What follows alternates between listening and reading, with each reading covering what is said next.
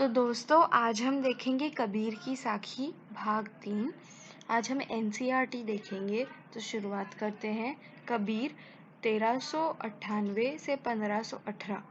कबीर का जन्म 1398 में काशी में हुआ माना जाता है। गुरु रामानंद के शिष्य कबीर ने 120 वर्ष की आयु पाई।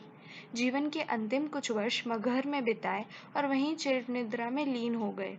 कबीर का आविर्भाव ऐसे समय में हुआ था जब राजनीतिक, धार्मिक और सामाजिक क्रांतियां अपने चरम पर थी।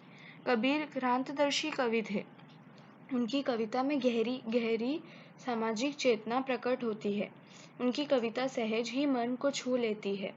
एक और धर्म के आडंबरों पर उन्होंने गहरी और तीखी चोट की है, तो दूसरी ओर आत्मा परमात्मा के विरह मिलन के भावपूर्ण गीत गाए हैं। कबीर शास्त्रीय ज्ञान की अपेक्षा अनुभव ज्ञान को अधिक महत्व देते थे।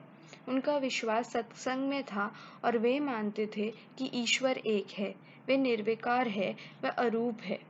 कबीर की भाषा पूर्वी जनपद की भाषा थी। उन्होंने जन चेतना और जन भावनाओं को अपने शब्द और साखियों के माध्यम से जन जन तक पहुंचाया। अब हम देखेंगे पाठ प्रवेश। साखी शब्द साक्षी शब्द का ही तद्भव रूप है। साक्षी शब्द साक्ष्य से बना है, जिसका अर्थ होता है प्रत्यक्ष ज्ञान। यह प्रत्यक्ष ज्ञान गुरु शिष्य को प्रदान करता है। संत संप्रदाय में अनुभव ज्ञान की ही महत्ता है, शास्त्रीय ज्ञान की नहीं। कबीर का अनुभव क्षेत्र विस्तृत था।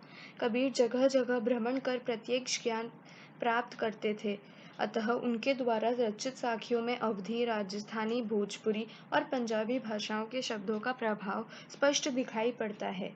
इसी कारण उनकी भाषा को पचमेल खिचड़ी कहा जाता है। कबीर की भाषा को सधुकड़ी भी कहा जाता है।